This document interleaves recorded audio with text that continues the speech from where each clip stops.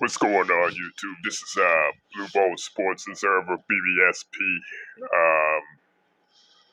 I've been wanting to do a video, you know what I mean, because I watched A.Simp&Snitch, aka Stephen A.Simp's rebuttal towards Russell Westbrook's recent accomplishments.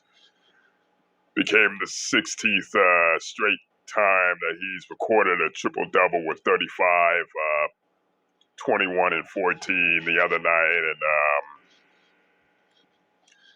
next day Stephen A. Smith gets on a so-called tirade, making a proclamation that Russell Westbrook's numbers are irrelevant because the Washington Wizards are losing. And never mind taking to the fact that he was traded to a subpar 500 team with just one other star, right?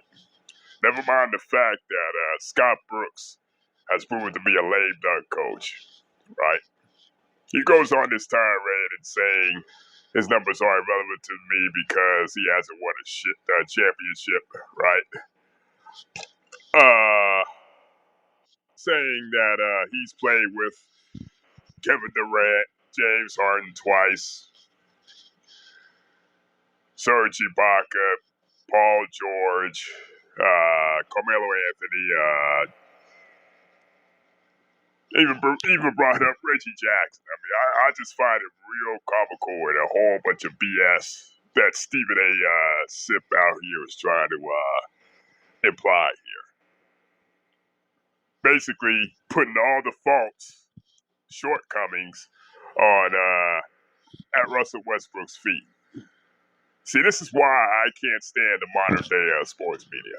And I know I sound like a broken record and shit, but I'm going to say it time and time again. The sports media in this day and age is full of shit and full of false narratives just to fit their own criteria and agenda, man. So, you mean to tell me that Russell Westbrook, a guy who, somebody who averages a triple-double, mostly for the majority of his majority of his career, isn't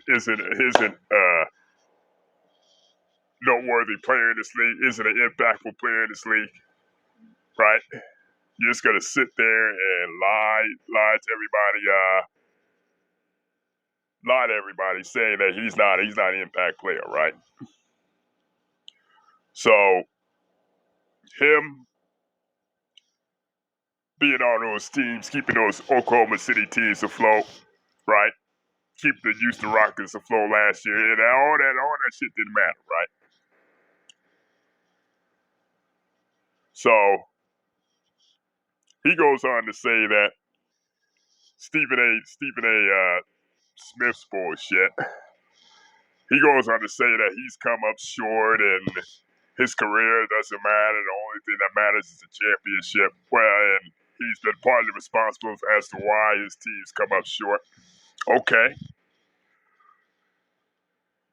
But yet, you give everyone else who's played with Westbrook a pass, right?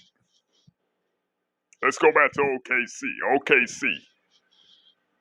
Kevin Durant arguably led the league in scoring 4 straight years because he had that attention diverted away from him to Russell Westbrook, and Russell Westbrook chipped in to help Kevin Durant lead the league in score for 4 straight seasons, right? Paul George, 2017-2018 season was an MVP candidate. Well, I scratched that. 2000, couple of years ago, was an MVP candidate, right? MVP candidate. Never, the years before and the years after Westbrook, he was never an MVP, right? Never an MVP candidate. What's the common denominator with that shit, right? If James Harden arguably put up career numbers last year. That's why we was in the MVP conversation. What's in all that correlation to? So go give me this BS that Russell Westbrook doesn't impact the game, okay? Just because he didn't win a championship doesn't mean he don't impact the game, which is, this whole ring culture, right? This entire ring culture is ruining the NBA. You gotta win the championships to validate your career, you know what I mean? Which is bullshit, okay? But you got people out here like Stephen A. Smith, Skip Bayless, and the rest of these clowns in the NBA. Oh, don't mean anything without the ring. Don't mean anything without the ring. All this other bullshit, you know? But y'all want to put the feet, they want to put the feet of the blame, majority of it at Westbrook's feet, okay? You blame Russell Westbrook for that 3-1 lead, choking that 3-1 lead against Golden State in the Western Conference Finals 5 years back. 4 or 5 years back, right? Okay. Well, why is it more of the blame put on Kevin Durant for not showing up in Game 6 and Game 7, right? Now, you know you can say Westbrook turned the ball over, right? He turns the ball over. When you're when you're a ball dominant guard, you're trying to get others involved. More than likely, you're gonna have turnovers here or there, especially when you're ball dominant. Could he cut down on the turnovers? Yes. Yeah. When you get past like 6 or 7, then it becomes a problem. But like I said, when you're running the offense, trying to get others involved, and you're ball dominant, of course you're gonna have a couple turnovers here and there. But yeah, you all want to give Kevin Durant a pass, and then he goes to Golden State, the team that he choked the 3-1 lead against, partly responsible for the 3-1 lead, and basically left Russ high and dry. Now, I'm not saying, that's a whole other talk for another day, but I had no problem with Kevin Durant leaving OKC, okay? But then he has to share some blame and with some responsibility in that shit, okay? The year he wins MVP, right? That team, outside of Westbrook, was pretty mediocre, okay? And, the reason why he won MVP was, number one, he kept them afloat when a lot of people thought they wouldn't even make the playoffs. And number two, a lot of those guys were pretty average. They were pretty average, And you give Russell Westbrook at least one all-star on that team, at least going to the second round that year. So, for him to win MVP and keep him afloat, a lot of players in those type of situations and circumstances wouldn't do that shit. Fast forward to the next 2 years. They get Paul George, they get Carmelo Anthony, right? They fold against Utah. And the very next year, they go out in 6 games against the Portland Trailblazers. Why isn't nobody putting more of the blame on Paul George, right? Paul George is putting up these gaudy numbers in the regular season, but when it comes to the when it comes to the playoffs, he can't cut the mustard and can't catch up. He becomes pandemic P, right? Dude comes up so small in the playoffs that he gets a pass with kid gloves. But yeah, everybody wants to blame Russell Westbrook. Last year, put Russell Westbrook in the Houston Rockets. I believe that if Russell Westbrook isn't on the Houston Rockets last year, Houston Rockets don't make the playoffs. Given the history with James Harden, well, they get knocked out in the first round. Let's put it that way. They get knocked out in the first round.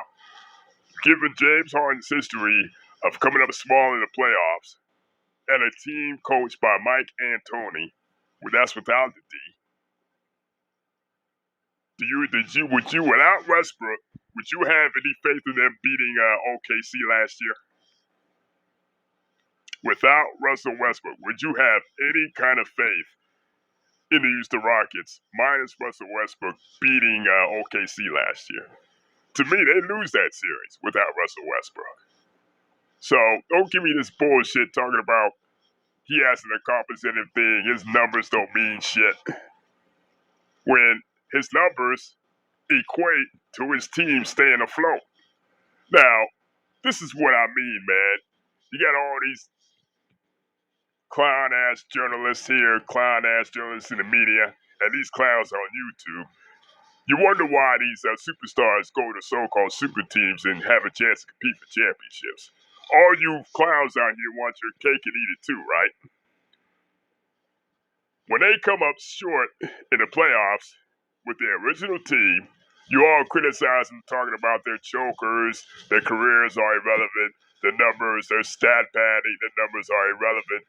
But when they go to a super team with other all-stars, you're saying they're taking the easy way out and it's a cheap championship. All you clowns in the media, the media, YouTube abroad, all you want your cake and eat it too. That's all it is to it. You guys are never happy. You guys are never satisfied with anything that these players do nowadays. You guys become straight up hypocrites when it comes to this shit. Okay? You criticize a guy for not winning, but yet when he goes to a team, like I said before, he goes to a team, a so-called super team, you want to say he's taking the easy way out. Part of the reason because they do that is because you clowns out here, you idiots, are putting pressure on these players to win championships. And they got to get desperate and go to the best situation possible for a chance at them to actually compete for championships. All because all you clowns around here are too obsessed with the ring count. You know what I mean? Championship. All that matters to y'all motherfuckers. And Russell Westbrook had a statement, perfect response to Stephen A. Smith, with what he's accomplished off the court, made it to the NBA when nobody thought he could. He's already a champion. He's already a champion. In my book, he's a champion because what he does for his community, what he does for his people, he's active in minorities in his neighborhood of Los Angeles, South Central. So in my book, he's already accomplished. He's already a champion. But you got people in there with the ring obsessed, the ring counters out here in the media and on YouTube. They're too obsessed with the ring counter. You gotta have a ring to validate your career, right? Well, if that's the case, then I guess people like Patrick Ewing are bums. People like Elgin Baylor are bums, right? You can't say they didn't try their hardest to win a championship, even though they came up short. So I blame the media and I blame the ring counting assholes here on YouTube for basically ruining the game of basketball, man. You guys, you motherfuckers beat down these guys' throats. Oh, you gonna win the championship. Oh, you ain't the best until you win a championship. Get the ring, get the ring, get the ring. That's all that matters to you clowns, man. All you ring counters out here. Which, you try your hardest that despite the fact that this player right here is busting his ass, playing his ass off, you still want to put the blame on him. And Russell Westbrook is a perfect example of this shit. Okay? He happens to be one of my favorite players in the NBA to watch. One of the very few he don't take nights off. You watch him play, he don't take nights off, right? He do not take nights off. He goes out there, he busts his chops, he gives his all from start to finish. And that's why I'm one of his biggest, he's one of my favorite players to watch in the NBA nowadays.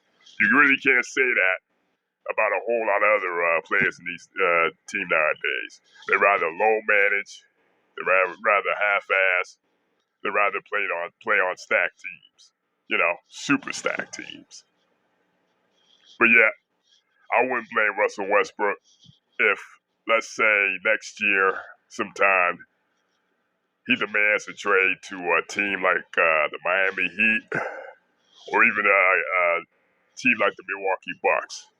But yet, you're going to have clowns on YouTube saying, oh, he's taking the easy way out. He's playing on a super team. When, but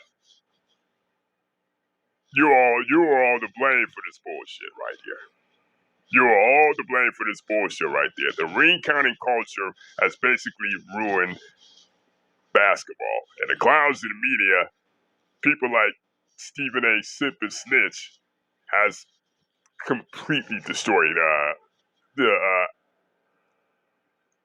the environment of basketball. Covering the sport fairly. That don't exist no more. Because you got too many fanboys in the media and too many so-called journalists with agendas and biases. But hey, who am I to say all this, right? I'm just a simple dude on YouTube who I don't know what the hell I'm talking about anyway, right? So leave your comments in the comment section. Tell me what y'all think.